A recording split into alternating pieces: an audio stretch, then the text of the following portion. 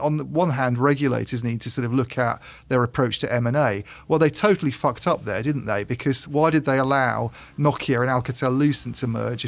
Could none of them see there was a possibility in the future that there'd be a backlash against the Chinese and that you'd have a two-player market? We're going to have an echo of this in the third segment as well.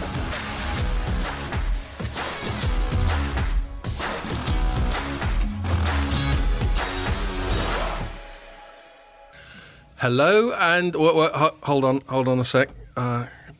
Just get the hands ready. Ian, there's a little wipe for you there, mate.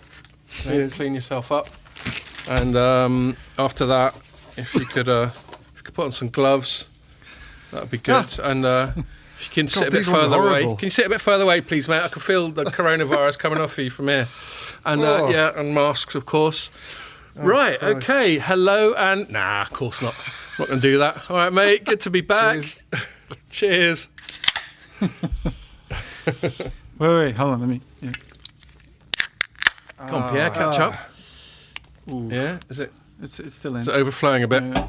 So, here we are, finally back in the office. Horrible, that. I don't know what's on it. It's like it's like coated in mucus. Yeah, it's very slimy. Yeah. I know, they've got those all over the office. So we're back in the office because it's the first week, so 12th of April for our international listeners, of which we seem to have some.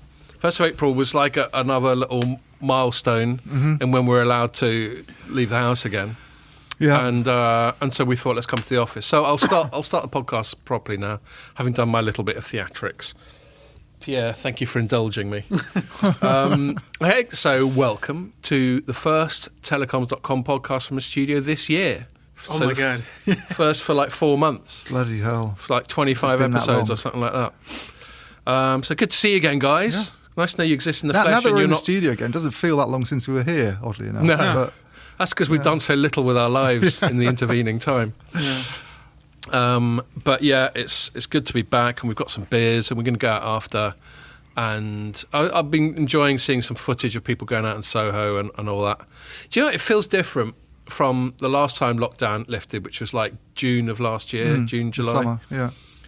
And I went out in Hitchin, and no one was out. I thought it would be carnage. That's half the reason I wanted to go out. I wanted to see all the young people just falling about the place. It wasn't only open, was it? You could actually go inside the pubs and you as well could go last inside, time, yeah, whereas now you can only actually go into beer gardens. Also, last time it was much warmer, yeah. I know, and yet no one went out. But nobody came out. So it's freezing now, and you can only sit in the beer garden, and yet it's busy. So I think culturally what's changed is that time people were still quite spooked. Yeah. And now they've had a year and they've thought, hold on a sec.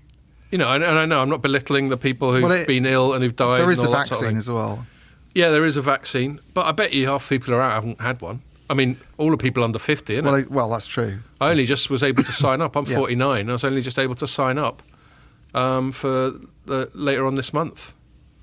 So, I hope I don't turn into a zombie. That's not very responsible, is it? Social media. You will get much better 5G reception. You'll be all right. Yeah. I'll be all right. Mrs. already had her first one, so at least if I get it, I won't give it to her. Yeah. Cool. So, hurrah. It's good to be back, isn't it? It is, yeah. But we do have a podcast to do. We can't just have an hour filming us getting pissed. No. So what we're going to chat about this week, there has been a fair bit going on this week. A lot of it all sort of regulatory, governmental, legal, that sort of thing, or strategic. So we're going to start by talking, there was, I think, a leak to the FT, but as a fairly official, verifiable leak. It wasn't like people close to the situation reckon type of stuff. Yeah. About this sort of task force we've got headed up by Ian Livingstone, who wrote those books that you had in the 80s where you got to choose... No, that wasn't. That's a different Ian Livingstone.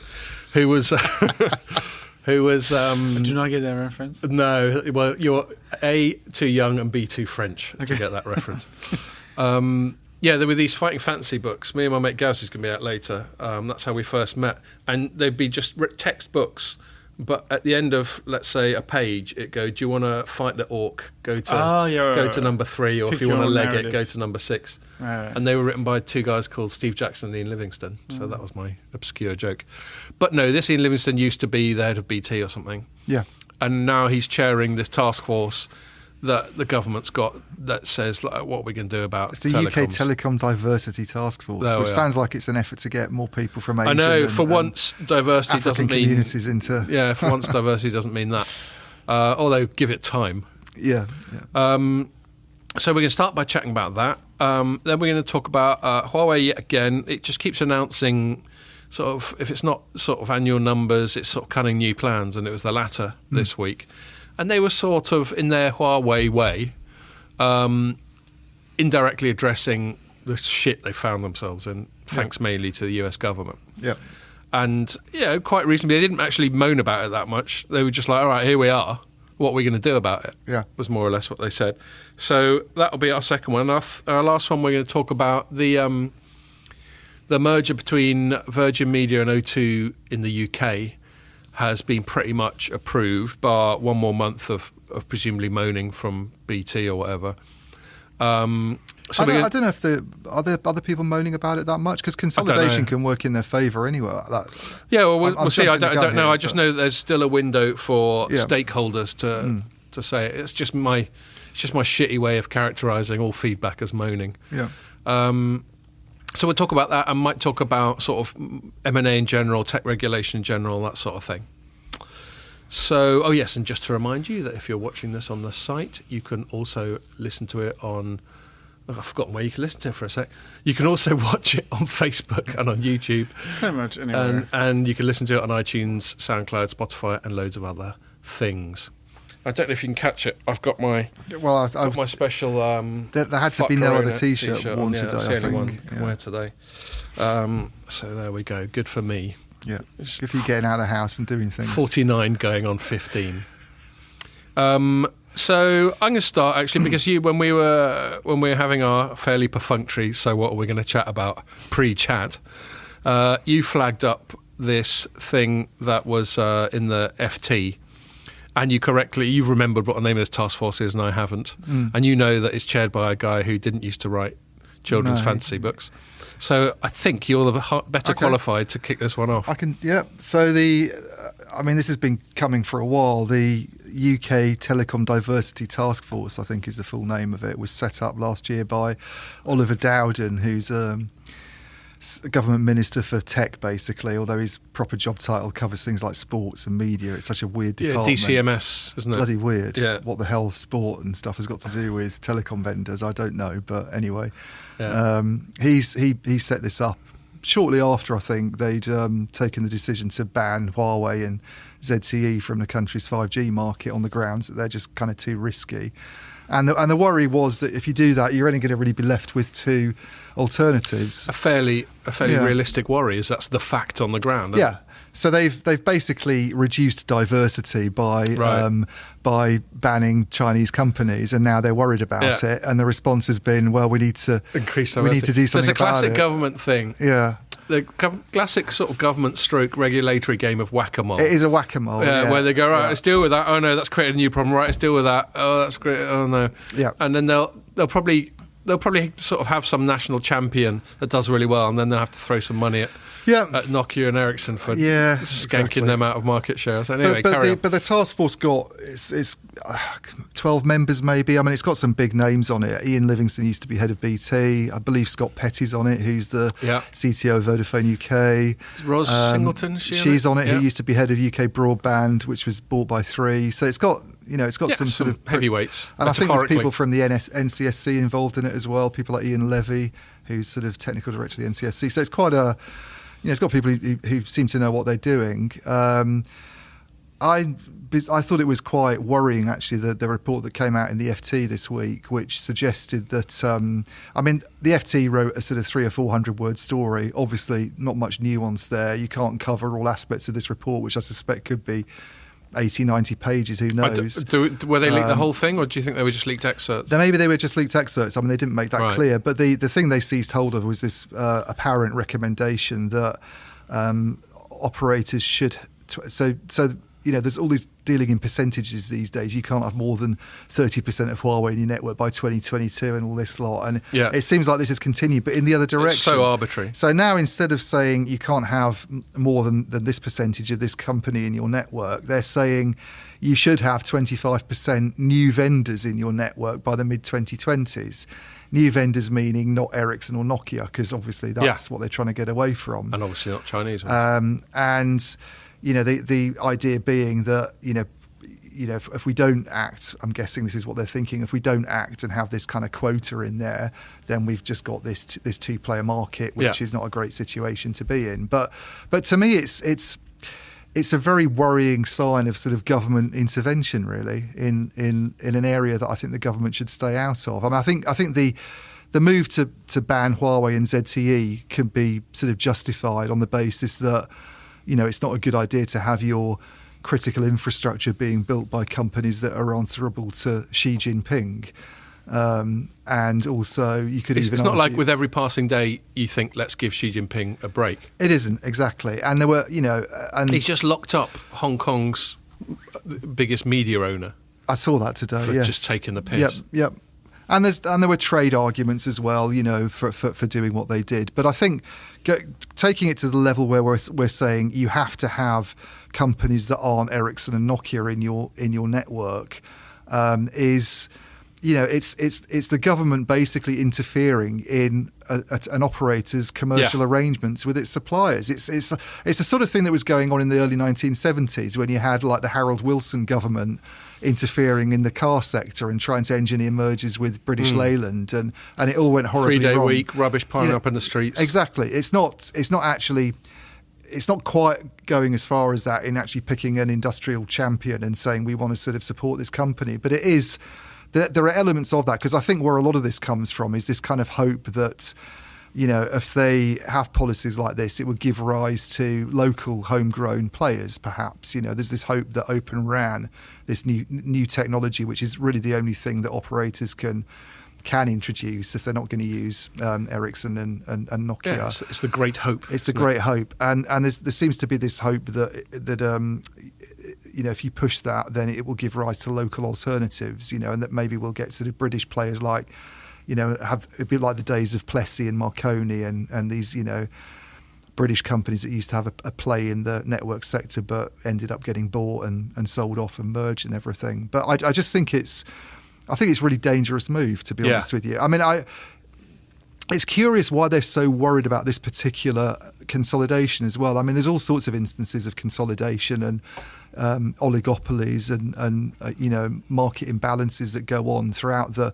global economy these days, and that they've seized on this. You know why this is a bigger worry than the fact that there's only one company in the world that can make the most advanced chips at the moment, or that we have the public cloud outside China that's dominated by three players, and nobody seems to be ringing alarm bells about that. And why the government is taking it on itself to have this particular, you know, approach to telecom, I find a bit weird, and I think it'll just backfire, because there's no signs really of any UK companies at the moment that you could support that are going to be able to rival Ericsson and Nokia. Yeah, but they're not specifying UK companies. No, they're not. So what are they going to do? Samsung. So what's the net effect of this going to be? Is going to be to weaken the power of two European suppliers. In favour of either Samsung Asian or US companies. US, and they're doing it at a time when, you know, a lot of the operators don't. So this is the other odd thing, this mid-2020s suggestion to me. It's pretty The mid-2020s, all these companies have now made decisions, apart from Vodafone, they've all made decisions on their 5G strategy, and they've all picked Ericsson and Nokia. Funnily enough. Let's just like the government told them to. Just like the government told them to. Now, let's remember that this is extremely capital-intensive industry where you spend a lot of money and you then tie yourself into a relationship for a number of years and you depreciate that equipment. They've just been told they've got to strip out a load of Huawei equipment, and now the government's coming along and potentially saying, oh, hang on, you need to have a quarter of your network that's not Ericsson and Huawei, and you might need to replace some of their stuff by the mid-2020s to have... Now, none of this has been published yet, so we don't quite know. But it seems to be going down when that... the FT covered it. Yeah, and I just find it... And the FT is one of the better when it comes to not just pulling anonymous sources out of its arse. It's interesting because I watched a Telecom TV webinar, or a little bit of one. You know, our old colleague Ray, who went over to Telecom TV, they did an interesting webinar on open architectures and supplier diversity, and I got directed by somebody to... So did I, by the same person. Okay, to a bit of Neil McRae talking about this. Neil McRae's the chief architect of BT. And what he said was really interesting because he basically came on, he got asked a question, the question was basically what he thinks about supply diversity. And he kind of came on and went, we've gone to fewer suppliers, actually. We've saved money by supply diversity is a pain in the arse, he basically supply said, diversity is didn't awful. We used to have 45 vendors in one bit of the network. We've gone down to 4. And he says all this open stuff where people are suggesting that there's even 5 companies makes me want to run for the hills, I think is how he put it. They want fewer suppliers because they can get the economies they need, they can save money. And now the government's coming along and saying, hang on, it's not okay for you to have 2 companies in your network, which is what BT will have in the RAN. You need to have a bunch of these Open RAN guys as well, because that's. So there's an Open RAN tangent on that, which I'm going to come to, because when I covered an Open RAN story this week, I linked to your story because I thought you asked a really good question that cuts to the chase. But my coverage of this FT thing is very consistent. People are going to think that we spend all day chatting to each other, but we don't. Days can go by. Yeah. Most of the time during the week, apart from the pod, whenever we chat, apart from to just moan about the lockdown or something. It's not about work. It's usually moaning about the lockdown. The only time it's to do with work is normally me I'm not sure what to think about something perhaps a bit more technical. And I go, Ian, I sort of sanity check. Go, Ian, is this more or less barking up the right tree? As long as you don't go, Scott, have you been drinking? Then I think, all right, I'm going to go with that angle. But that's about the only time we chat. Anyway, but we do often agree, which is quite handy. And let me read you the last 2 paragraphs of my coverage of that thing. I said it's hard to know how seriously to take government-commissioned reports such as this, which is expected to be published later this week. Presumably, and I don't think it has, actually. So that was written. It's not been published yet. No, I've been looking for it every morning. That they thought it'd be out. And I didn't see it today. Maybe I've missed it. Maybe it's just come out now while we're talking. But Okay, well, they're leaving it late. But then sometimes they do with these things. Anyway, presumably the people compiling it have some sense of the desired outcome and are keen to be considered for future report compiling work. This is my cynicism coming in here. The fact that it was produced by an organisation that has a specific aspiration baked into its name just adds to our scepticism. I also refer to myself in the third person because I'm turning into a megalomaniac. I think I'm the Queen. But, that's why I had my headline, Vendor Diversity Task Force calls for more vendor diversity. It's kind of baked in. And then my last paragraph, I said, ultimately, this should be a matter for the market. If smaller vendors come up with competitive kit, then UK MNOs will consider using it. If they don't, then imposing substandard products on the UK's telcos merely to hit some arbitrary threshold would be foolish and self-defeating. Spot on, exactly. Yeah. And if you're a company boss at the moment, or the CTO or something, Howard Watson, who said similar things to Neil McRae a few months ago, actually, to a parliamentary inquiry, almost like he was trying to warn off doing this kind of stuff. And then you've got someone coming along saying, "Oh, we're telling you can't choose these companies. You need to choose these ones, even though they're still shit by 2025." Yeah. Your shareholders are going to be. It's like they don't understand how the free market works. I know telecoms is heavily regulated. Not to this extent, but it's only heavily regulated. Well, prior to all this Huawei stuff, it was only regulated when it comes to things like pricing. Yeah. That was Ofcom's job. I think there's a worrying. This is the politicisation of telecoms that we've been talking about for years. But I think this actually goes beyond telecom with this particular government, and we're going to get into territory that we always end up straying into, which isn't strictly speaking telecom when we start whinging about coronavirus. So you love it, don't you? But there's a move, I think, towards things that previous Conservative administrations would have looked at and gone, that's a nightmare scenario. Yeah. The attitude to civil liberties, for instance, the whole approach the state takes towards things like this, towards industrial policy. A lot of this stuff that we're seeing at the moment is the kind of stuff you'd have associated with Harold Wilson, as I say, in the early 1970s. Proper socialist. You wouldn't expect it to be coming from a Boris Johnson-led Conservative government. If it had been Corbyn doing it, you'd have gone, what do you expect? Some of this is the kind of stuff you would expect under a Jeremy Corbyn. I mean, I suspect it'd be even more extreme, John actually. McDonnell. But this telling companies which suppliers to use. I mean, it's one thing that the China argument I can buy on the grounds that, if there's a security risk there, and there's also ethical considerations. Even we wouldn't have bought military stuff off the Germans in 1937. I'm guessing so. You could sort of... Yeah, and we wouldn't be selling guns to Saudi Arabia. I mean, that's a complete quagmire, isn't it? It is a quagmire, but yes, it doesn't mean it's wrong. It doesn't mean it's... The US is. as are we. But no one's scared about Saudi Arabia, whereas China's But slightly the ethics, different. the ethics of what they get up to. What's his name, chopping up journalists and shit. Yeah, but it's not just the ethics, is it? If the Chinese, if there is a security risk and the Chinese has got, a route into crippling infrastructure, then which we're still not sure about, are we? After all these years of banging on about it, we're still not sure. No, that a bit of Huawei. But the point is, if the future geopolitics, if there are a clash between China and the West, we don't want to be enriching the Chinese anyway, do we? And giving them control of our technology sector, I think, is probably the kind of the thoughts of the people who've warned about Huawei. Now, I can sort of buy into some of that stuff, but I think taking it a step beyond that and saying, right, well, now we've got to this situation and we need to worry about what kind of companies come in, and you need to use that and you need to use this, which is very much a commercial thing. It's very, like you say, it's very much something for the market. If there's a problem in a market where there's too few suppliers or now on the one hand, regulators need to sort of look at their approach to M&A. Well, they totally fucked up there, didn't they? Because why did they allow Nokia and Alcatel-Lucent to merge? Could none of them see there was a possibility in the future that there'd be a backlash against the Chinese and that you'd have a two-player market? We're going to have an echo of this in the third segment as well. And yet they didn't. So they kind of screwed up there. And it's kind of up to the market to resolve, really, I think, at the moment. The operators themselves they themselves say, a lot of them, they want to have more competition in the market, and there are initiatives underway to bring that about.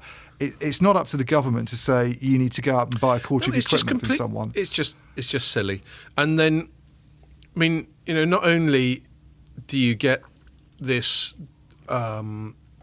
this precedent set, as you were talking of governments telling private organisations what they can do. And I know we have laws and all that sort of thing, but they're constantly sort of expanding the remit of those laws. Yeah. You're going to get all kinds of laws of unintended consequences. Yeah. Like, I think I even used that expression in my I'm sure. write-up. Well, it's because you're a good fucking writer, mate. You could have little companies suddenly spring up where, lo and behold, they're actually funded by Ericsson or Nokia, and they've or you could have, or you get the thing I talked about where you get substandard kit coming in. I see. You'll also, one of the unintended consequences is that as I say, you force these companies into swap outs not that long after they've already had one. You end up, not really doing anything for UK industry because the alternatives just aren't there. Right. Because that in itself, this policy in itself, is not going to produce UK alternatives to Ericsson and Nokia, is it? All it will do is potentially make a BT. But I don't think this is a protectionist thing at all. I mean, I was just going to lead up to this, actually. Who is this for? Who is this policy for? Because if it's the operators moaning about how now they've got a duopoly and so Nokia and Ericsson are in a much stronger position to dictate price and perhaps not accusing them of anything but behave in a pseudo-cartel-like way. Yeah. In other words, Ericsson raises his prices on a bit of RAN kit and Nokia goes, well, we might as well fucking raise our price as well. Whereas if there's 3, 4, 5 ones, the ability for sort of spontaneous, uncoordinated cartel-like behaviour is much smaller. That's why duopolies are still dangerous, because if you and I had the total market for Star Opperman in the UK, and we were supposedly in competition with each other. I was doing them for a £5 a bottle. I put them up to £6. You've got a choice of, do I stay at £5 and hopefully take some business from Scott, or do I put it up to £6 and we're both coining it? Yeah. And we don't even need to conspire. We don't need to get together in a room and rub our hands together. So you would think one of the main purposes of this is to protect the operators, but then it's self-defeating, because then they're imposing. If the operators want vendor diversity, then they'll vote with their wallets, won't they? Yeah. And they'll go, well, no, I'm going to buy into this thing. So here's the other thing I wanted to talk about before I forget about it. Another story this week was the Xilinx Mavenir thing. Mm-hmm. And so Xilinx, which makes hardware, especially semiconductors, and Mavenir, which makes sort of cloud software with for telecoms. I'm sure it's more complicated than that, but that's all I can remember to pigeonhole them.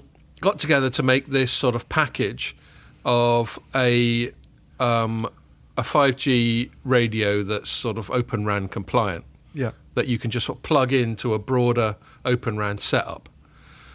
And you asked a question, so you actually bothered to interview them. I didn't. I keep getting cussed, by the way, on my forums for being lazy. I wrote one story, and I think the commenter slightly misunderstood why I wrote it. And I went, "Oh, they're doing this, or something." And what I meant was to be flippant, it's like, or whatever. But he thought I was just expressing a sort of indifference and a disinclination to actually research the thing properly, which I'm also guilty of, but that wasn't particularly what I meant there. Yeah. And I didn't bother, just to prove that I'm also guilty of it, I didn't bother to actually interview the people, and you did. So when I wrote it up, I linked to you. And you asked a question saying, if this is so open, well, to paraphrase you, and I'll let you correct me if I've got it wrong. If this is Open RAN, why is it bundled? Yeah. The whole point of Open RAN is each vendor is completely autonomous, and then the operator picks and chooses, and because they've all got the right software, they all fit together like Lego or whatever. Exactly. So why are you bundling it? Yeah. And then I think it was that lad who I've interviewed from Mavenir. What's his name? John Baker. Yeah, John Baker. He was going, well, yeah, totally. You can swap out Mavenir anytime. So why fucking have it in the first place? If you can swap it out, that's what I don't get. And so that sort of feeds into the thing we were saying before. If it works, then you're going to do it spontaneously. You don't need to have it forced on you, either by bundling or by government this fiat. is why I think the whole Open RAN thing is, it's very curious as to where it's going to end up, really. Do we end up with a market where you really do have operators just going out and buying components willy-nilly and slotting them alongside other components and it all works brilliantly? Probably not.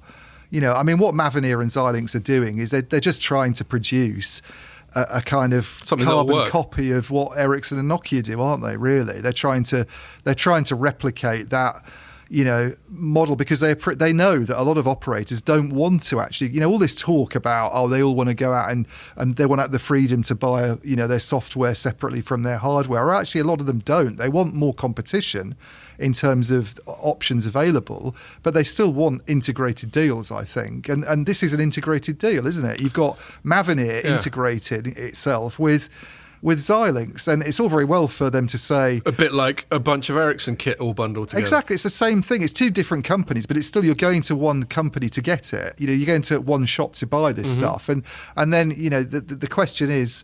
I think the question I asked them was, well, can someone take out Mavenir software after they've done this and put Altiostar or Parallel Wireless in instead? And they're like, well, yeah, if it's compliant with the specifications, then yeah, that's the idea. But until someone tries to do that, we don't know, do we? Anybody can say that until an operator has actually gone and done it. We don't know how easy that is. But the point is, it's an integrated deal. Let's be honest. Yeah. It might be around it's a starting point. I think it's exciting. I think Xilinx is exciting because it's being bought by AMD. AMD. I used to cover AMD back in the day before I was into telecoms at all, and it was more just general IT. Yeah. But especially semiconductors. But it was more, the reason I covered AMD is because I was covering semiconductors for PCs. Yeah. And they were the only competitor to Intel on the CPU side, and they were the only competitor to NVIDIA after they bought ATI on the GPU side. And they were a bit shit at both at the time I was covering them. They were a bit like, Nokia buying Alcatel-Lucent, in that the process of that M&A sort of diminished them for quite a long time. But now they're on the up. If you look at their share price, it's going exponential. Yeah. And they're kicking ass, and they're in the right place at the right time. Well, Xilinx would have been a good move. They're very successful, and they're doing buying very well at the moment. Yeah, and so the fact that Xilinx has got a lot of interest in telecoms at the time of Open RAN, and it's being bought by AMD, which is doing really well, and so it's got some capital. I think it's quite exciting for this diversity, but just let it happen. Yeah, if they're good, it will happen. Exactly.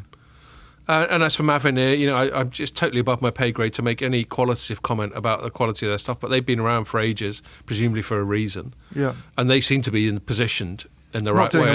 They're always in the conversation. Stuff, though, it should be said. That's still very nascent. Most of their revenues come from other areas. So we always associate them with like NFV and that sort of thing, was it?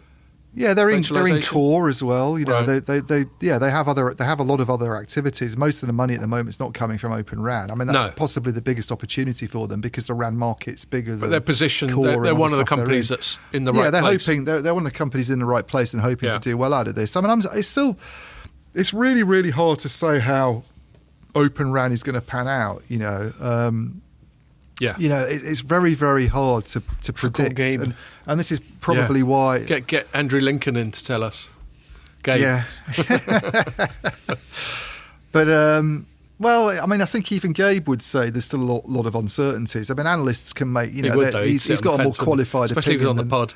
Should I call him and put him on the spot? He's Yeah. free now. He's obviously going to have a more qualified view than I have because Gabe would not like being suddenly called up. He's in the live thick of on all the pod. this, but it's just really hard to say. I think because there's, you know, you hear such contrasting things from the companies, from the operators themselves. You know, you'll hear one message that the operators want lots of diversity and they want the freedom to mix and match, and then you've got people like Howard Watson, who's no small person in the telecom industry. He's a CTO of BT, for God's sake, saying we want fewer suppliers. I mean, his view is what they really Was it want. McRae or was it Watson? Watson said It the was same McRae. thing. Oh, yeah. Watson said the same reflecting thing a Watson. few months okay, ago right. to a parliamentary inquiry about all this. I think probably hoping to head off some of this stuff actually about using more companies in your network. And the thing, what I think he wants, right, and this is probably what a lot of operators want, is they want a market where there's more than 3 options.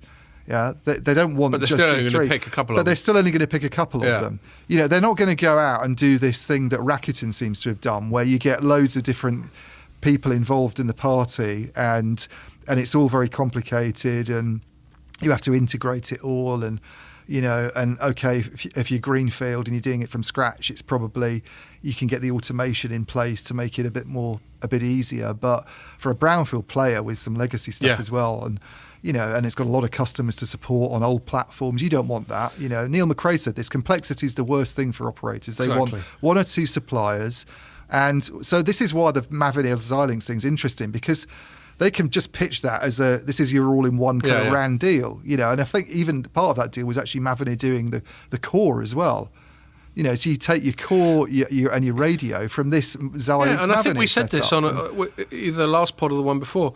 We said, you know, is it still Open RAN if A, B, C, and D suppliers are the best for each component and you buy them as a bundle? Yeah. Well, how different is that to buying the lot from Nokia or Ericsson? Yeah, it's not. And maybe the only thing about Open RAN is that it's made it, you know, this is why these standards are curious, actually, because any company can open its interfaces to any other company. You know, Xilinx and Mavenir can get together and say, look, we'll make sure that our stuff works. You know, that they're saying they've done it based on the ORAN alliance. Yeah, there's open and there's open, isn't there? But you know, Nokia could go and work, and has done. In fact, they go and work with other companies. I think Ericsson has had arrangements, I think, with Fujitsu in the past. You know, for radio stuff, and you know, so that they can open their interfaces to other companies and make sure that there's no problems. But it doesn't mean it's based on open specifications. An open specification to me is something where you take your Xilinx radio, like as the example I was giving. Let's say you buy this product that Xilinx and Mavenir are offering, and then in a year's time you go, well, I don't really like Mavenir anymore. I actually prefer Altiostar's software for some reason, and maybe this is the other thing that's complicated. Actually, how does it work commercially? This sort of thing, you know, pricing wise. But let's say you did want to come along and get rid of the Mavenir and introduce another software player. Can you just do it like that, you know, and plug in that software and it works, and you don't have to do any testing at all, really, and you can have... That's what a specification should do. And I don't think they're going to do that, are they? Are they going to do that? Well, they might eventually, but not by the middle of this decade. So back to the story. So I sort of posed the question, who's it for? Is it for operators? I think, you know, your analysis there says no. It's not for operators. So to me, it's just pure politics. I think all of this is politics. One thing I've learned during this coronavirus period, I look at UK government policy, with the exception of the vaccine, where credit where it's due, we've kicked ass on that one. We're like second only to Israel or something. Israel's apparently UAE. Okay. Israel's having a great time at the moment, apparently. There's no infections or anything. I was telling you, there's more people that have been vaccinated than people who live there. Yeah. But it's People nice have to got know vaccine that, coming out their ears in Israel. I mean, this is a tangent. We can go back, but apparently they tried to introduce this passport I system. read the same nobody article uses in The it. Spectator. Yeah, nobody uses it at all. No, exactly. Which is really encouraging, I think. But leaving that aside, our policy, certainly for 2020, seemed to be dictated basically by what is everyone else doing, especially the US and Germany and France, maybe. Although initially, I think it was, what is China doing? I think a lot of lockdown was inspired by the fact that it seemed to be effective in China. Now, there's two problems with that. Firstly, you don't know what to believe coming out of China. Yeah. Official channels.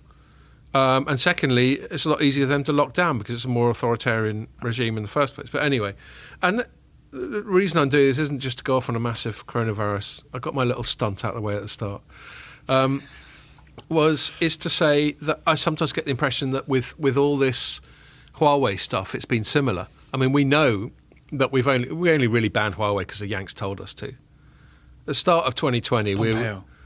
Yeah. Oh, by the way, I heard a podcast with Pompeo on Megyn Kelly. He came over really well. Not like some Trumpist nutcase at all. But, I think he was just doing his job to the best of his ability. So anyway, but yeah, he came around and he was hassling everyone, and Trump was hassling everyone. Apparently got on the phone to Bojo and gave him a hard time. And initially, Bojo was going to be like, we'll let them in a bit. And then Very good. And then Trump got on the phone, what the fuck are you doing, asshole? And he went, okay, yes, that's a good point. Yeah. And that's I think it was partly that. I think it was also the US sanctions made Huawei's position a bit. Well, that was the stated reason, and I'm sure there was some justification for that. But the broader theme for me is that we were sort of following some kind of international consensus. This wasn't completely isolated, autonomous decision making. Yeah. And I get the impression, so that happened with Huawei, and I think that's what's happening post Huawei. With the Americans have clearly decided that Open RAN is a political thing. That the politicians are all excited about Open RAN. To the extent to which they understand it, fuck knows. Yeah. What they do understand is that it's not Chinese and it's not Ericsson and Nokia. That's about as much as they probably understand. And I think we're just sort of going along with it. And I completely agree. This 25% thing, and we should probably move on at this point. This 25% thing is arbitrary. There's a lot more of this arbitrary shit going on. I'm going to talk about it in the third segment, but there's an American politician called Hawley, a Republican, who's just come up with an arbitrary threshold of company size after which they're not allowed to do any M&A. Yeah. And it is, like $100 billion market cap or something like that. And market cap can fluctuate like mad anyway. So if you're a tech company, you've got no chance these days. Well, yeah. So yes, I agree. They should just leave them to it and let's see how it goes on. Let's sell some stock so we go down and we can. Everybody's worth 100 billion these days, aren't they? Don't even get out of bed for companies that aren't worth 100 billion. 100 billion. It's the new 100. Okay. So talking about Huawei, as we are inclined to do, they're kind of in the shtuck. I mean, there's some more peripheral stories before we get into the core stories that I covered this week. Their Counterpoint, which is set up by a couple of former strategy analytics colleagues of mine, published some data that said that they've fallen to distant third even in the Chinese smartphone market. So you got Oppo and Vivo, who are both annoying with capitalisation. So Oppo's all capitals, Vivo's no capitals, including at the start. Both of those and why have they got really names that annoy sounds me. like they come from Portugal or something? Yeah, well, there's that as well. I mean, presumably their proper names are some Vivo crazy is like Chinese character. A big music thing, Vivo. Yeah, well, it's also a Chinese smartphone manufacturer and is currently the number one in that market. Yeah, South American operator. Oh, as well. I think, no? Yeah, well, yes, I think so. Oh, with an I. I was talking with two E's. There we go. Right, okay. VIVO. But yes, I mean, they'll have some really cool, intricate sort of Chinese character. Yeah.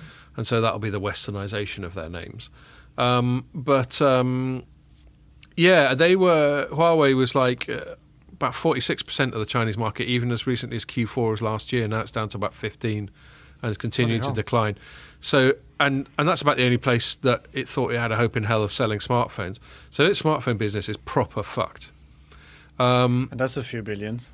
Yeah, that's a few billions right there. And as we're going to come to in the main bit, its networks might be struggling. You know a what little I'm bit. interested in is whether there's any chance of Huawei getting its Harmony OS system used by other Chinese companies. No, I'd say there isn't. As long as they can still use Android, they won't use that. And it looks like Harmony's not Because even... if their own phone business is going down the Swanee and they can't do that, Yeah. then the chances for Harmony aren't looking particularly good either, No, I'd are say they? the chances of Harmony are very slim. I mean, it could get good enough to be functional. It's an Android fork, let's not forget. It's not completely its own thing from the ground I up. didn't even know that. Yeah, it's an Android fork. Plenty of people have tried Android forks, and Amazon tried Android forks. Right. They generally don't work, not because the software is intrinsically inferior, but because Google, Yeah, what you want is the special stuff, not the skeleton. yeah, what you want is the Google-ness. Yeah. You want the Play Store. Yeah. It's the only other curated app store apart from Apple's one. Google Maps. Yeah. Yeah, you want Google Maps, you want Gmail. Gmail, you want all the other Google goodness. What's funny is that, to go back to Huawei... It's good to have you back here and chipping in. Oh, There. yeah. I wasn't even being he's very sarky there, quiet. by He's the very way. quiet on the Zoom stuff. Yeah. Hopefully I make an interesting point. I just saw recently that Huawei is pushing with like a brand new camera module in partnership with Leica again. Right. Actually, speaking of companies that are quite sad about this, probably Leica. Yeah, They yeah. landed an enormous contract with Huawei to build their smartphone cameras. Yes. And now this. They would be, Like they would couple be a years loser. Yeah. Carl Zeiss is cracking up. But apparently, like, they're a brand new module. I'm like, oh, so they're still trying. I guess, some teams inside Huawei are like, no, we'll carry on. But as you're saying... Well, it's- they're going to keep carrying on. So we'll get to the main thing. So they're in all sorts of bother. I'll hand it over to you, Ian. So basically, they had a analyst day. Yeah. And again, I think you bothered to listen to it live. I sort of flicked through the YouTube vid on catch up and checked out the press release. So why don't you give us from the top what was the analyst day about and what should we take from it? Yeah, I mean, it was sort of it was kind of what they're doing over the next few years in response to all the crap that's going on, in a nutshell. And my main takeaway away from it was that I mean, they didn't say this as bluntly as this, but basically, they can't get access to the chips they need anymore. For telecom and for the hardware businesses that they've been in for so long and that they've done so well out of. So what they're going to do now is they're going to focus on other things, essentially. And that includes things like, I mean, there's a big push on software because obviously that's less susceptible to a US attack, I guess. What sort of software? Well, they're a bit vague about what sort of software. I mean, Harmony OS was a part of this. In fact, they spent a bit of time talking about Harmony OS and how many developers they have in China and outside They won't appreciate China. me being so dismissive about it. But I think, what they're saying is that, I mean, enterprise is really big in this. And that's the area of their business that actually did quite well last year. I think they grew quite a lot. So 20% or so, wasn't it? Yeah, I mean, what they were saying was that basically businesses that are less dependent on cutting edge chip technology, which they can't get anymore, where they can work and get access to those chips still and develop software and come in and provide a solution, the kind of stuff that you might sell to enterprise customers in some cases. And I mean, there's a lot of network components that don't need this. Yeah, I was just sorry to butt in, but I thought that's one thing I detected from that.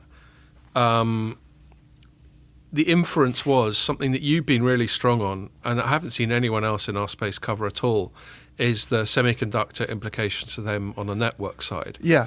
And I thought, they didn't say it explicitly, but reading between the lines, I got the impression they were going, the semiconductor shit's hitting our networks as well. Yeah, I mean, there was a bit of discussion about this. You have to stay on till the end of it before they really kind of address this. And the Marvel bonus at the end. Yeah. Yeah, exactly. after the credits. Yeah, after the credits. Because I don't know who it was, but someone asked a question, and then they went. Eric Shue, I think it was. He was doing the whole sort of shebang, really. But he sort of went off on one about chips, and I mean, they still seem to have this hope that alternatives will emerge to TSMC's the big one, clearly. Yeah. Within a time frame that means they can carry on running down stock that they've got. And they're going to be okay. And these other I think companies they've run it down. Well, a lot of analysts think they've run it down, and you know, that smartphone thing. Yeah, they fell off a cliff between Q4 last year and Q1 this year. They fell off a cliff in terms of Chinese market share. That to me implies that there's a supply problem, not just a demand problem. I spent a long time wondering whether, because the smartphone thing's been a bit more obvious in shipments, and companies like Counterpoint, some of your colleagues, are measurable. Yeah. I spent a lot of time wondering whether the network side of it was less susceptible to what the US have been doing. You know, this kind of cutting them off from TSMC thing. And the reason they've been cut off from TSMC, just for people who aren't aware, is that TSMC's Taiwanese, but it uses equipment and sort of design tools that come from American companies like Applied Materials, and then I think even the sort of what they call electronic design automation software as well that's used is sort of from US companies as well. Like Cadence, exactly. Yeah. So they can't use TSMC, and the reason that it's bad for smartphones is that TSMC, if you want to get access to the cutting edge processes, the stuff that's made with what it is 7 nanometer and 5 nanometer technology. Well, 7 nanometer, the only two options at the moment, as I understand it from loads of analysts, and in fact Ericsson more or less confirmed it this week as well, without kind of naming companies, but it's only really Samsung and TSMC that are the options at the moment. Even I think that's known. Even Global Foundries doesn't have this. I think that's known. Yeah. And on 5 nanometer, it's only TSMC actually. Even Samsung's not quite at that level. And then you go up to 10 nanometer, and you've got a slightly you Intel. Can bring some more in. Yeah, and it was only a few years ago that we were much higher manufacturing. And I was thinking for a long time. I mean, this stuff's recognised that you need these processors in smartphones for them to be competitive at the top end of the market. Yeah. And so I was thinking, well, in terms of 5G equipment, is maybe that less, you know, dependent on this stuff? Well, I've always found it funny. I don't disagree with your point about networking equipment, but I've always found it funny, given that my understanding of why smaller manufacturing processes are good for phones is because you can fit more processing power into a particular very constrained environment. Yeah. I just always got the impression that networking gear wasn't such a sort of physically constrained environment. So why do you need? It's just as constrained. Right. So you need to get basebands. Yeah. And so stuff. for massive. So I spoke to a guy called Michael Begley this week, who's at Ericsson, and he's their head of RAN compute, basically, to try and get on top of this. And I've spoken to other people as well, analysts, who say, the 5G network stuff needs the deep submicron as well. But I've not heard it from a vendor. And he said basically, for 5G equipment, anything that's done in baseband, which is the kind of the number you're crunching like massive amounts of data. Crunching the signal at the other end from the phone, signal, isn't it? And decoding it and all that. You would be on the latest node technology. So be the most competitive. So their stuff's not on 5, but it's on, a lot of it's on 7 and it's on 10. Fair enough. And then the digital front end, which is a part of the radio unit itself, where you're also actually putting some baseband functions with things like massive MIMO into the radio unit. You've actually got to push that into the radio unit. So a lot of the digital processing goes on inside the unit. That's true, because one of the things that all these kit vendors are saying is that we've got increasingly small, compact. Energy efficient, and that's all about the silicon. So you need that to be really competitive as well. So even for the digital front end stuff that's in the radio unit, it needs to be on the latest process technology. So you can't get away from it. And I said to him, so what happens if you weren't able to use 7 nanometer stuff? And he said, well, basically you end up with a performance issue. Right. Not an issue. It's just not competitive. It's just not as competitive anymore. Then you're a second tier player. And then I also and then you've got asked to be him, cheap as chips. Yeah, I mean, Ericsson was very keen to be distanced from any kind of comments about competitors. Yeah. So I didn't ask him this in the context of what Huawei's been saying this week, but I did ask him because one of the things Huawei said was one of the reasons they want to invest more in software and push more heavily on software is they sort of feel that they can compensate for not having access. Yeah, if they can optimize things more, then maybe they don't. The suggestion was maybe they don't need access to the. So if you can't get to TSMC, companies like SMIC, as far as I'm aware at the moment, are on 14 nanometer, and then maybe that's good enough. But I said to Michael from Ericsson, can you use software to sort of compensate for going down the nodes and not having something as advanced? And he was like, there's still going to be a trade-off. Because you're basically having to use a less sophisticated algorithm, if you don't have. And how could your software be so much better than your competitors that it compensates for a couple of Yeah. So whatever Huawei says about using software to compensate and hoping that alternatives will emerge before they run out of inventory, nobody really believes them. Yeah. No. It's just not a convincing story. They're going to have a really bad 2021, I think, a really tough 2021, because they've got these issues that have already shown up on the smartphone side, and they're going to have more problems on the network side this year. I mean, we don't know I'm curious as to know what's going to happen in China, even with the rollout there. Because there's still a lot of base stations this year that are scheduled to be deployed, and now maybe because they've got most of the massive MIMO stuff done last year, it's not so much of an issue, and they can make do with less capable components. But and maybe a lot of that kit. I mean, there is another consideration there, by the way, and maybe this is interlinked as well. I mean, it's also interlinked. So it could be that a lot of that kit is already in a warehouse ready to go. Yeah, but it could on be. The flip side, there were some stories recently, wasn't there, about all three of the big Chinese MNOs trying to sort of collaborate more and network share a bit more and lower their costs, and create great efficiencies. There's two build-outs happening. There's China Broadcast and China... Is it China Broadcast and China Mobile are doing one of them, and China Unicom and China Telecom are doing the other. So it's two kind of infrastructure projects. But as I understand it, this year, because they spent last year investing in these 700,000 base stations for urban areas, those are the ones that mainly use the massive MIMO gear. The stuff that's happening this year is more about rural communities and less capable network equipment. So maybe they can fall back on lower quality components. But the thing that I find weird is... But it could be that also they're looking to... this knock-on effect, because we don't talk about ZTE, but presumably ZTE is struggling to get hold of this kit as well. Well, ZTE is not on the entity list anymore, so ZTE can buy from TSMC. I know, but they can they? Yeah. Oh. I always assumed those things were just like broad brush anti-China ZTE came off the entity policies. list because it paid the fines. Yeah, and then it was up and running again.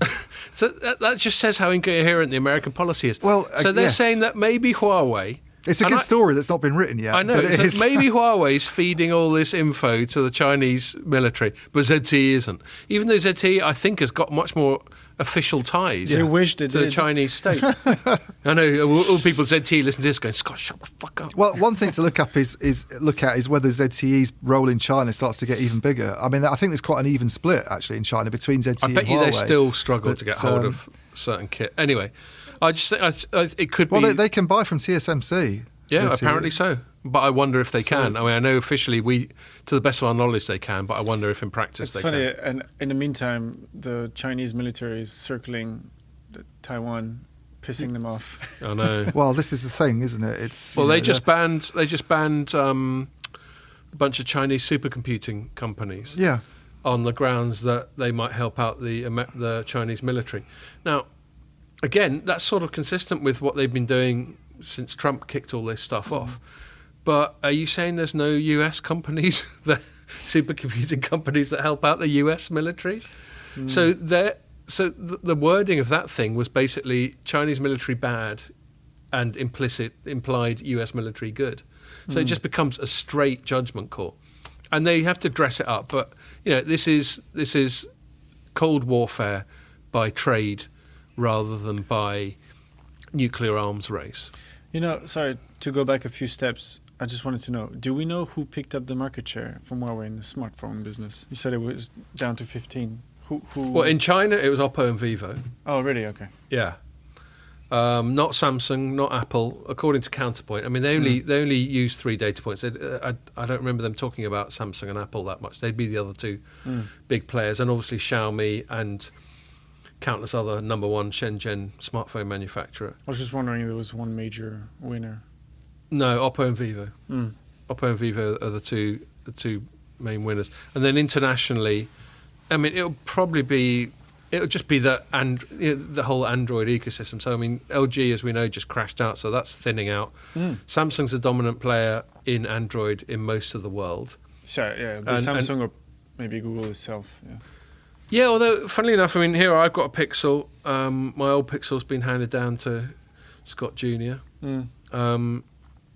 I like Pixels just because they're clean and you don't have the third-party sort of bloatware on there. but I don't think they have massive market share. I mean, I'm a bit behind. No. So you've got, Sony's still around, bless them. Yeah. And I think Oppo's doing really well. So I did a little look. I just did a little straw poll by going on to EE and Vodafone and O2 and all that. And 3. Don't forget 3. Aren't they like half price compared to Samsung and Apple? Not necessarily. I mean, they've got the full range. If you're Oppo, whoever, and you produce something that's got the latest Qualcomm Snapdragon in it, and the latest screen and camera and all that, you're going to charge it. You're not going to sell yourself short. So yeah, I'd say Oppo's doing pretty well. I was surprised to see how much Oppo there was on like EE and Vodafone and that sort of thing. But Samsung's still the daddy in Android, and obviously Apple's got its own thing going on that's going just fine.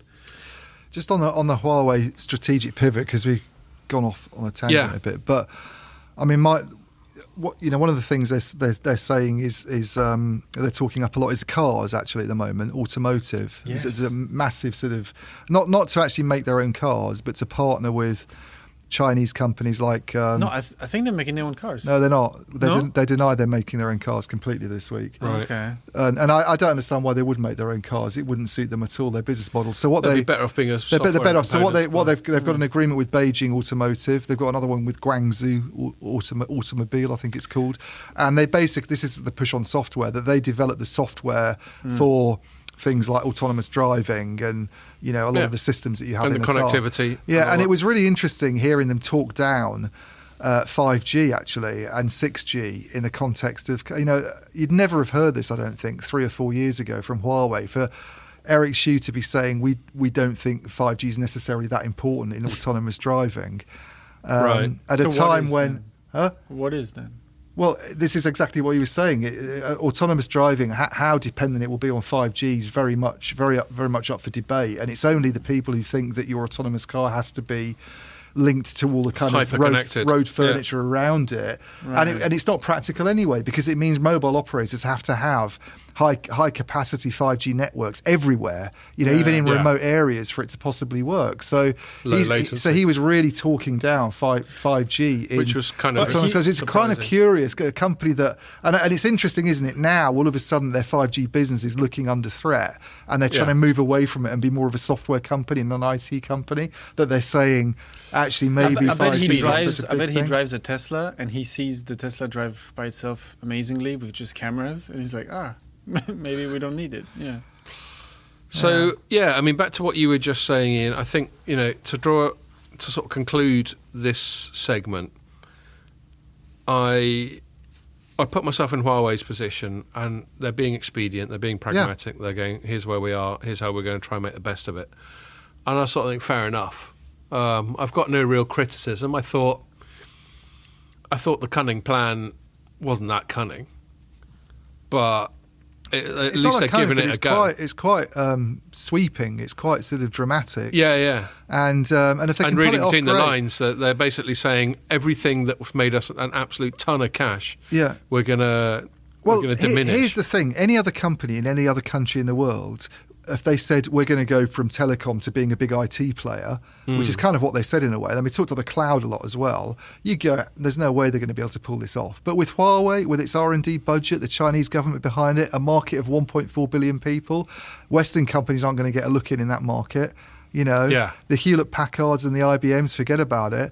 They might just about do it. The trouble is, I don't know if they can do it quickly enough, because their networks business is going to go like this. You talk about IBM. There's a classic example of someone who pivoted from being a supplier of PCs and mainframes to basically being a sort of software and services company. But that took decades. Yes, yeah. Well, we've seen how Huawei came out of nowhere. So. I mean, I don't know. Yeah. I wouldn't say it's impossible for them to do, knowing what they've done in the past, but it's going to take a little while. It's going to be hard. Well, and I think, so the final thing I take away from that is, while it was not explicitly said, they're sort of saying our network business is in a bit of trouble. We know their smartphone business is in trouble. Yeah. But we didn't necessarily know their networking business was in trouble. For them to say we're going all in on software services and enterprise is sort of them going, we're going to have to try and pivot away from networking. The other curious thing about, maybe just to finish it off, but the other curious thing about the network business being in trouble, which I've sort of long suspected but not really known until talking to people about this, nanometer issue, is the companies in Europe that are still using Huawei, and there's quite a lot that haven't gone away from it, including big German players like Deutsche Telekom, Telefonica in Germany, not so big, but KPN in the Netherlands is dependent on Huawei. What are they thinking? What are their CTOs thinking? Because Ian Levy of the UK's National Cybersecurity Centre raised this as an issue last year. This is one of the reasons for them to, ban Huawei and ZTE, that it would just be kind of untenable in future because it couldn't get access to components, and that in itself will be a security risk. But Deutsche Telekom's gone all in with Huawei on its 5G rollout. I mean, it's got Ericsson there as well, but I think Huawei's responsible for 2/3 of the network, and they've gone at pace basically to roll that out. And you're sort of thinking, well, if there is a supply crunch in the future and you can't upgrade equipment and you can't swap things out, so why take the risk? What do you do? It's such a risky thing to do. I'm really curious. And there's no risk. Know. There's no risk. I mean, if anyone from Deutsche Telekom's watching, because I'm sure I've asked them this and not got answers on it, then let us know. But I don't know what they're thinking. It sounds like a very, very risky move to me. Timotei. Why is he named after shampoo from the 80s? Okay. It's only a joke, by the way, and not in any way xenophobic. Okay. Besides, I hassle Pierre all the time about French stuff, so people know my heart's in the right place. Okay, so getting back to sort of regulation, M&A, that sort of thing. We finally had the merger between Virgin Media UK, owned by Liberty Global, American company, and O2, owned by Telefonica, Spanish company. And so Approved, yeah, but by the CMA, the Competition and Markets Authority. Now, when I say approved, the timeline is there's still a month for anyone to sort of write into them and go, hold on a minute. It's like the sort of wedding thing, isn't it? I was about to say Does anybody have any objections? Yeah, exactly. I was about to say that. Yes, I'm married to O2 UK. I was about to say that. Forever remain... or forever shut the fuck up, basically. And they might, but it looks like it's 99% there. I mean, someone would have to come up with a real graduate type of banging on the glass type of situation for this to get scuppered now. And, my take on it was good. I'm pleased. Virgin is a fixed line and content player. O2 is a mobile player. They're not diminishing competition in either sector. They already approved.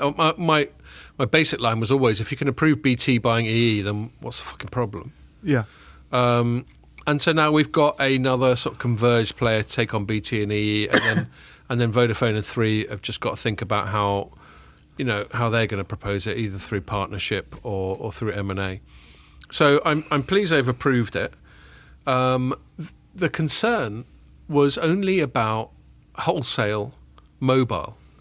They actually didn't really give a toss about the Virgin side of it. Their concern was about O2 as a wholesale MVNO supplier. Yeah. And they do supply a lot of big MVNOs, GIFGAF, Tesco, Leica, Sky, I think. So they're possibly the biggest MVNO wholesaler in the UK. Because GIFGAF must be one of the biggest MVNOs. Well, GIFGAF's owned by O2. Oh, of course it is, yeah. Right. But yeah, they are. Thank you for schooling me. They live. But yes, they are probably one of the biggest MVNOs. That's not that obvious. No, I know. I was only joking. Yeah. So yes, well then that just adds to the legitimate concern. If they own one of the biggest MVNOs, are they going to try and favour GIFGAF over the likes of Tesco and Sky? And they sort of went, nah, they're not. But it took them 5 months.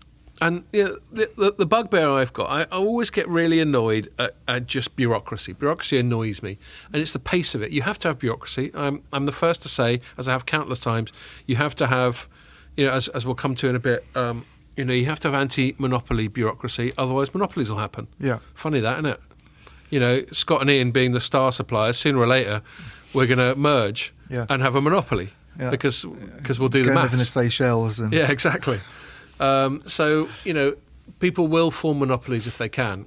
So there has to be scrutiny of M&A. But yes, it doesn't make much sense, that the combined Virgin Media and O2, whatever it's going to be called, it's still making money out of all these MVNO contracts. giffgaff is established. Yeah, it could possibly put its thumb on the scales, such that giffgaff was able to offer shit a bit cheaper than Tesco and Sky. But I wonder, apart from people who go to compare the market and stuff, I wonder how much difference that would make. Anyway, but the thing that annoyed me is that took 5 months. But even that was quicker than it would have been. I don't know if you remember, this was originally going to be a European Union thing. Yeah. And then there was this big. It wasn't even necessarily a given that the European would hand over, the EU would hand over jurisdiction to this thing to the UK after full Brexit, which happened at the start of this year. God knows what it would have to do with them after Brexit anyway. Yeah, it's not their fucking business anymore. But this is but I like sort of keeping an eye on things. Anyway, they did, so good for them. And our CMA was like, yeah, that's good. Now we can crack on with it. But it still took them 5 months to go. Are they going to rip off Tesco Mobile? No. That took them 5 months. Yeah. So I mean, that's the thing I find funny is because when you look in the press release as well, it's like the reason no, and I think it said unlikely was the word. So they couldn't even reach a proper conclusion anyway. Yeah. But the reason it was unlikely is because backhaul costs, I think, was one of the things. It's such a tiny bit of the overall bill. Anyway, well, how does it take someone to work that out? You could have gone and asked an analyst that on day one and said, how much is backhaul costs of the overall sort of money that a customer spends in ARPU? Break it down for me. Oh, it's insignificant. Oh, great, thanks. Yeah. There's a decision for you. Could you take 5 months for this? Because I'm quite enjoying my massive and lunches. The point you just made about EE and BT, they've already gone through this process, the UK. It's like a carbon copy of what's happening here, except it was a more worrying except it's smaller players. Because these are smaller ones. So why couldn't they have just said, well, look, BT and EE was okay. So what's the, there's no rationale for not allowing these companies to come together anyway. So they could have sped it up. But But they chose not to. So what I want to ask you, having had my moan about the glacial pace of bureaucracy, whether it's European, just to show that I'm not just having a pop at Europe the whole time, I think our bureaucrats could definitely raise their game. What do you think the consequences of it are? Do you think it's going to shake up the UK market? What do you think it's going to take for the combined Virgin and O2 to be properly scaring sort of BTEE? And so on. I'm not sure that they're going to properly scare BTEE. I'm not convinced that it's a merger that's going to be hugely successful. Why is that? Well, I think it's going to be massively loaded with debt for a start. This combined player, and I think that will constrain what it's able to do. There are some things that count in O2's favour. It's got a good reputation for customer service. It's not using any Huawei in its network, never has, so it doesn't have some of those swap-out problems. Everyone likes a bit of Sean Bean. Yeah, it's always, it's... But then on the other hand, Virgin Media is almost the opposite. It's been, it's shit basically as far as customer service goes. Stars my dad for years. He'll confirm that. It's had a dreadful reputation, and bringing two companies like that together can often be a real nightmare. What do you do about branding? Even BTEE caused branding issues for a long time. I'm a customer of both, and I was getting phoned up by different bits and asked about things that I shouldn't have been asked about. And let's be honest, the EE brand is a lot cooler and sleeker than the BT brand. And yet, actually, arbitrarily, I don't even know why. It just BT now, don't they? And almost. I don't know if it's just a colour scheme or whatever. Yeah, but they've got the branding issue. They've got. Integration's never easy anyway. When you bring networks together, all right, they're different networks, but and you look at Virgin, it's had all sorts of issues with this Project Lightning thing that it's been trying to do. It's way behind schedule. It's kept quiet about that for a while. Yeah, it's very much behind schedule. You've got a BT that's rolling out very, very quickly at the moment and actually doing a pretty good job. I'm quite critical of BT in write-ups that I do because I think in a lot of ways they have financial problems and they've not really dealt with a lot of things. But on the fibre rollout, credit to them. You've got other companies like City Fibre in the market that's a competitive operator now. Hyperoptics even started advertising on London buses, for God's sake. I just think it's... Does it? Yeah. And the market for I'm still not convinced by this market for bundled offerings anyway, to be honest with you. I don't,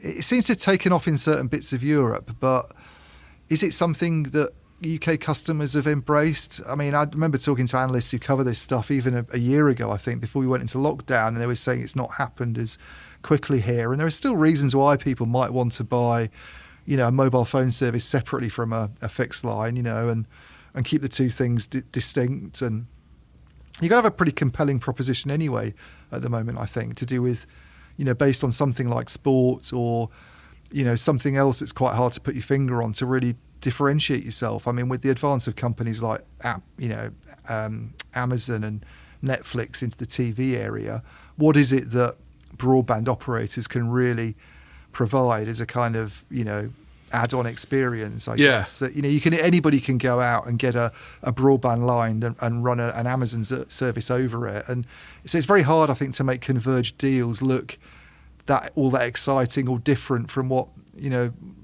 what other people are doing or what you could get yourself just from sort of stitching a few things together. So I don't know. I'm just not convinced that it's going to be. No. And the other thing, back to your debt point, for them to go toe to toe with BTE, they'd have to chuck a lot of money at it. Yeah. And I just don't think either company. I don't know. You might know this. I know Telefonica's always struggling with debt. So either parent company I'm talking about here. I don't know what Liberty Global's situation is like. It's bad, right? Yeah, they're very indebted, and I think so they haven't got a lot of money to chuck around.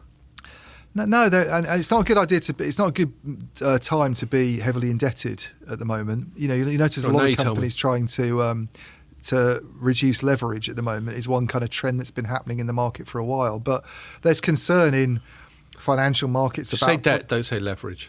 You're not American. I'm just using it in the financial sense. I'd never use it to mean use or anything. All right, but, I'll let you off. But watch it. But there's a lot of concern in financial markets about potential rise in interest rates, over the next couple of years. You don't want that happening when you've got because they've been at this low forever. That's bad. Then if you're not very profitable and you're struggling to grow sales and you're having trouble on that sort of basic, income sheet sort of level, profit and loss statement level, then it can make things really awkward for you. So. Yeah, I don't know. I'm not saying it's definitely going to fail. I wouldn't stick my neck out and say that. But I just think it's going to be quite tough for it to. I don't think just being this, this converged operator, an operator that has two things, means that they're all of a sudden going to eat up loads of business that BT's been picking up. No, so I think it, and I'm not going to go off on the other tangents that I've written about because we're over time already. Pierre will be relieved to hear, but. I will say that all I can really see it being is the sort of poor man's BTE. And actually, there's nothing wrong with that. Good headline. Yes, BTE. They'd love that at Virgin Media in 02. Okay, well, sorry. But obviously you don't market yourself as poor man's, but you go for this like T-Mobile US. In fact, their lad, I was just trying to look for a picture of it. Their lad they're putting in charge, Lutz Schuler. He's got a bit of a John Ledger thing going on. He's got this 80s baddie haircut going on. Yeah. Well, maybe he'll be. Who knows? Maybe he's Virgin Media's CEO anyway, isn't he? Exactly. So I mean, but I'd never heard of him. So he obviously hasn't got a very high profile. But maybe they'll go rebrand yourself as a Ledger type. But I think they've got to come out and they've got to. One thing T-Mobile did very well. I don't know how well in terms of results, but in terms of marketing and exposure, this uncarrier thing has a certain resonance to it. And I think that's what they've got to do. They're not going to be able to chuck money at it. They're not going to have the fixed line network to match BT's. O2's mobile network's fine, but it's not better than anyone else's. That's for sure. So I think they've got to come in. They've got to be punchy. They've got to be undermining. They've got to be attacking BT and EE the whole time, and position themselves in the same way as T-Mobile has done in the States as this sort of, they're trying to rip you off, but we care about the little guy. It's all bollocks, but that's the marketing. We care about a little guy. We'll be honest with you. But like, funnily enough, a bit like what BT does with its sub-brand PlusNet. Yes. And they got that northern bloke who goes, "Oh, we're just like good, honest fucking broadband." And it's like, it's broadband. It's not a loaf of bread. That's not Sean Bean, is it? No. Well, there we are. So they should stick with Sean Bean. They go, "You got a northerner. We got Sean Bean, and he's a more famous northerner." So how'd you like them apples? He's Ned Stark for Christ's Exactly. sake. And he's Boromir. Yeah. Oh and yeah, all that. yeah, right, yeah. 006. Yeah. Well, Sean Bean's a ledge. He's he's doing Yorkshire tea ads. He is. Yeah, I mean, he stands up there, sort of getting all excited about Yorkshire tea. He's the pride of Yorkshire. So yes, I think that's what they do for the marketing. They position themselves as the plucky upstart. Yeah. And that might work, but I can't see them ever being more than that unless their parent companies find some cash. Cool. Okay, I think we've done well over an hour, haven't we, Pierre? Mm-hmm. So that was good. Isn't it great to be back? Hey, cheers, mate. So much easier. Yeah, cheers. Hopefully it doesn't go on for a few weeks and then get cancelled again. I know, because someone sneezes. Yeah, we'll see. But yeah, that was all good fun. And thanks a lot for sticking with us, and make sure you join us for the next one.